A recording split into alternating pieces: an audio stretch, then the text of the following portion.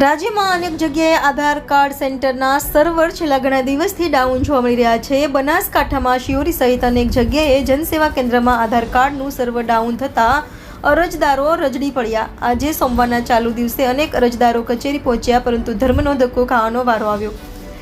રાજ્યમાં હાલ KYC update સહિતની કામગીરી શરૂ છે, જો કે અનેક ઠેકાણે સર્વર ડાઉન હોવાને કારણે અરજદારોને હાલાકીનો સામનો કરવો પડી રહ્યો છે।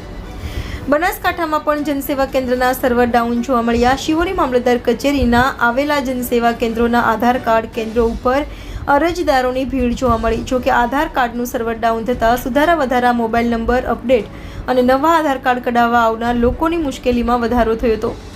ડીસામાં તો આધાર કાર્ડ સેન્ટર ઉપર બોર્ડ પણ મારી દેવામાં આવ્યું હતું અને આધાર કાર્ડની કામગીરી બંધ હોવાનું જાણવા મળ્યું, પરંતુ અનેક અરજદારો છેલ્લા 10 દિવસથી ધર્મના ધક્કા ખાતા હોવાથી હાલ સરકારી કચેરીમાં ધામા નાખી બેઠા છે।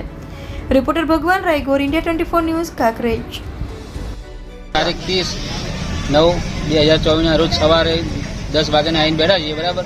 બાળકોની અત્યંત જરૂરી, ખાસ જરૂરી હોવાથી આધાર કાર્ડ અપડેટ થતા નથી, આગળથી સર્વર બંધ હોવાથી બહુ કતારો લાંબી લાગી છે। સરકારશ્રીને એવી વિનંતી છે કે એ જરૂર માટે, ઇમરજન્સી માટે આ સેવા ચાલુ કરે।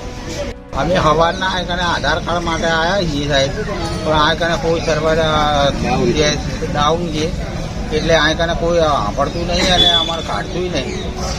હવે સવારના છોકરા લઈને આવ્યા છીએ, હવે અમારે કેટલા દાડા ધક્કા ખાવાના? 2 દાડાની રજા હતી, સ્કૂલમાં બધું માગે એ કરવું જ છું અમારે।